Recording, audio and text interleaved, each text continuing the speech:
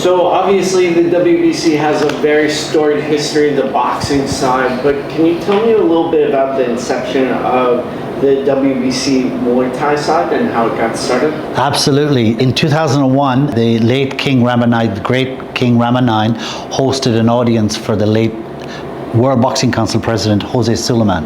Now obviously I wasn't at that meeting, but in that meeting conversations about how Muay Thai could be taken to the world. And after the meeting, Jose Sulaiman and WBC Asia boxing president General Covid Baktiboom for a couple of years spent together because they were so inspired by the late King's words, and he was a very cherished individual for the Kingdom of Thailand and internationally. They went away for 2 or 3 years thinking about how they could support Muay Thai. And in 2004, at the World Boxing Council Convention in Phuket in October 2004, the WBC Muay Thai was written into stature, was created at the World, and the Board of Governors of the WBC World Boxing Council voted unanimously to allow the WBC Muay Thai to enter under the World Boxing Council umbrella, which was a huge step, huge initiative. And then in 2005, the very first WBC belt was won at a show in Hong Kong. It was a heavyweight Muay Thai fighter from China. He doesn't get the accolade of being, because a month later on the Gold Coast at a huge event held by Ray Matsumara, an explosion, there was 2 WBC world title fights. The great Nathan Corbett became the first WBC Muay Thai cruiserweight champion of the world, and Yadsan Klai Fairtex beat John Wayne Parr to become the first WBC Muay Thai weight champion of the world. So those are the ones that are talked about, even though they weren't the initial titles. But fast forward to 2024, we're 20 years in existence. We were created in 2004. We've been crowning champions since 2005. I believe the entire team of the WBC Muay Thai, whether it's here in the Kingdom of Thailand or globally, has done an incredible job promoting Muay Thai sport and culture from Thailand to the world. Then can you tell me about some of the major milestones you feel the WBC Muay Thai has hit over the last 20 years? Then we're going to speed up and say the last 4. Absolutely. I think when you go back to the etymology of it, the green belt, the green and gold, you think of WBC green and gold belt, you think of Muhammad Ali, you think of Floyd Mayweather, Canelo Alvarez, Tyson Fury, Sugar Ray Leonard. Now, when you think about the gold belt, you also think about Yusuf Buganim. You think of Yadsan Klai Fairtex, you think of Boakau Banchamek, you think of Sanchai, you think of Ruth Ashdown. You don't think of Kevin Noone, but you think of all those great champions. So that's one of the greatest milestones. More recently, in the last 5 to 6 to 7 years, you see all the youth, how the WBC Muay Thai has embraced promoting youth Muay Thai around the world. And if you think about it, Nadaka Yosanari, the Japanese fighter, he won a WBC Youth Japanese title in 2015. He then went on to be a 2-weight WBC Muay Thai champion of the world. He then became a Lumpini champion. He was a Rajadamnan champion, and next week he fights for the coveted WBC Diamond belt. There's only ever been 9 Diamond champions in the 20-year history of the WBC Muay Thai.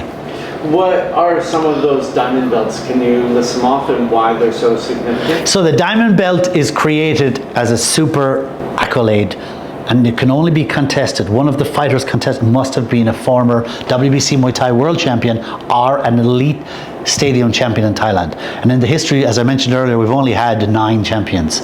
Boakau Banchamek, Sanchai, Ruth Ashdown from the UK. She was a WBC national, international world champion. Yusuf Buganim, Pet Morakot Pejindi. Fantastic accolade which can only be contested at the elite of the elite. Then one of the big things that I think differentiates the WBC is the rankings, and it's done very, very regularly. Can you tell me a little bit about that? Yeah, we have a great network for our Global Rankings Committee. We hold a meeting here face-to-face once a month at the WBC office in Bangkok. We have a local committee members who review all the fights in Thailand, and then we have a team who will submit all their petitions from around the world the week of the rankings meetings. The rankings are updated once a month after the meeting is held here in Bangkok. Then the ongoing ranking system is also buttressed by the scoring and judging. I think the WBC has done a good part in sort of spreading the word about how the sport is judged. Can you tell me a little bit about that? Yeah, we're very lucky at the WBC because a lot of our ring officials come from all the major stadiums. We have ring officials on our team from Raja Damnan, from Lumpini Stadium, from Omnoy, from Chitmongnon Stadium, from Channel 7 Stadium, and of course some of the guys who work in the brains of the Boxing Board of Control, and least we forget our international members who also contribute a lot. We're very blessed that the human intelligence that these people possess is then shared throughout the ecosystem of the WBC Muay Thai. You've mentioned some of the big fighters, but were there any international fights that really struck a chord with you in terms of the WBC? That's a great question. Up until about 2 years ago, I would have said all the professional fights. But since we started the Amazing Muay Thai World Festival, which inside the festival we do the WBC Muay Thai Amateur and Youth World Championships, I've become enthralled about how serious that some of kids under 14, under 16, under 18, then the adult amateur fighters, how the level of eliteness of preparation, and then to win a gold medal, even to win a silver or bronze medal, just incredible to behold. We had the World Championships in Lumpini this year and it was incredible to watch that. Going back to world title fights, Yusuf Bugin winning his WBC world title at Raja Damnan Stadium was an incredible fight, but for me my favorite one that I watched was Seksan Orkwan Moang versus Rod Lek down in Phuket in, I think it was 2019, when Seksan became WBC Muay Thai super lightweight world champion. What a fight that was. Along with strong international fighters, you also have strong WBC Muay Thai chapters or countries. What are some of the leading countries, do you feel, and where do you see some strong developments happening? Absolutely. Well, I mean, if you look at the global imprint of Muay Thai around the world, you have to say England, Australia and France would technically be the hotbeds of Muay Thai. But there are other countries, like any sport and any ecosystem, countries like Italy, they're doing, creating an incredible amount of champions.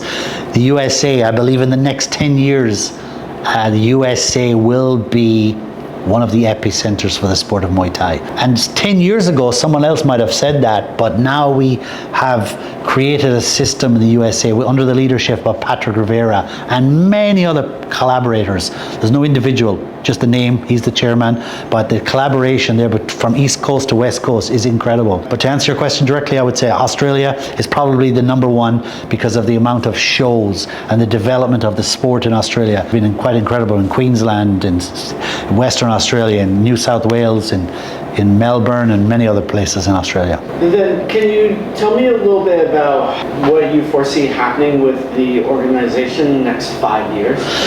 Where do you think WBC Muay Thai will be in 2029, 2030? Continued growth. The growth will continue. I believe as long as we still keep the same team intact and expand on that team, the growth is endless. Because now, as we mentioned earlier, the support from the Royal Thai government. You have to remember, such a unique sport. When you think of Taekwondo, Karate, they have their own epicenters. But there's no sport like Muay Thai. It's so unique in terms of people around the world traveling to Thailand day after day, month after month, year after year to train the sport. And I think the WBC is in such a unique position to help support and play our part in growing the sport, and we'll continue to do that. You've recently expanded into amateur bouts. You had the festival at Lumpini and other events around the world. Can you tell me about that expansion? Oh, it's been quite phenomenal. We did the first ever WBC Muay Thai Youth World Games in Calgary, hosted by our great friend Kieran Kedel in 2021. We had 110 athletes at that games. The next year we did a soft launch in Thailand at Hua Hin in a collaboration with the Royal Thai Army. We had like 50 athletes. Then there was an explosion. We had the World Championships in Venice last year. We had 454 fighters from 52 countries over 4 days in an Olympic style knockout tournament. It was incredible. 4 rings going non-stop. You were there yourself, Matt. And then this year we came to the motherland for the first one at Lumpini compound. We had 6 rings over 4 days. We almost had 600 fighters, 585 to be exact, 62 countries. Next year we go to Verona. We expect 800. 2026 we're going to the UK. 2027 we're coming back to the motherland. So I think there's a pattern there of a pathway to success. The amateur side of the sport, which I really didn't realize myself until recent years, is such a huge component for Muay Thai's growth around the world. Yeah, I would definitely agree with that. Along with the growth is the growth of female representation. The WBC expanded their rankings to include females Yes. a couple years ago. Can you tell me about the expansion into the female rankings? Very interesting, because we have a small team, a very small team, and we always had great female champions. Miriam Nakamoto, Ruth Ashdown, Julie Kitchen, just some of the famed female champions. But it was only about 2.5 years ago we decided to start the female rankings, thanks to our good friend in the UK, Steve Broom. He pushed and pushed and pushed. Many other people pushed as well, but he was the catalyst. He actually started the rankings for us, and since then our team here in Thailand has embraced it. We update it again. It's part of the ranking meeting every month. It's done very professionally, based on human intelligence, competent human intelligence, we like to think. Yeah, the female world champions now is doing incredible work. Along with the champions and the diamond belt, there is the WBC Muay Thai Hall of Fame. Yes. So this is a pretty great initiative. Can you tell me a little bit about that and maybe highlight some of the athletes in it? Yeah, something we're very, very, very proud of, WBC Muay Thai Hall of Fame. First of all, to prerequisite to be in the Hall of Fame, you must be a former WBC Muay Thai world champion. The second prerequisite is you must be a great ambassador for the sport and culture of Muay Thai. And there's a couple of other prerequisites, but when you look back, we inducted Andy Howson, of course, was one of the great WBC world champion from the UK out of the famed Bad Company gym. We just inducted Fabio Pinca, one of the greatest non-Thai fighters of this generation, retired a few years ago, and Fabiano Aoki was the WBC heavyweight world champion from 2012. But if you go back, we inducted Nathan Corbett, Miriam Nakamoto, Julie Kitching, Anawat Kausamrit, Lam Songkram, Saget Dao. So the WBC Muay Thai Hall of Fame plays an integral part in remembering and not forgetting previous champions. One of the things that you are doing to remember the WBC Muay Thai and a lot of the athletes is a documentary. Can you give us a little hints about that or tell us about that project? Yes, very important. Obviously, in 2024, we're celebrating our 20th year in existence, and we felt that it was very important to tell the story. For me personally, the one person to really tell the story is the founder, General Covid Baktiboom, a retired 4-star police general and an incredible individual. For me personally, has helped me a lot, calmed me down, and made me realize that there's a lot of time to listen to people before you. Great guy, great individual, and his legacy will be part of the documentary. And of course, now his son has taken great leadership as being the new president of the WBC Muay Thai, Royal Thai Army Colonel Thanapal Baktiboom, supported by a very passionate and dedicated team. The documentary will have sound bites from great champions like Anawat, Yatsen Klai, Liam Harrison, amongst many others. Then wrapping things up, do you feel like there's any high points of the WBC Muay Thai that really need to be hammered home or that we might have missed? I think the most important thing for me as a person and as a leader in the organization, it's the people. The people is what differentiates us from anything else.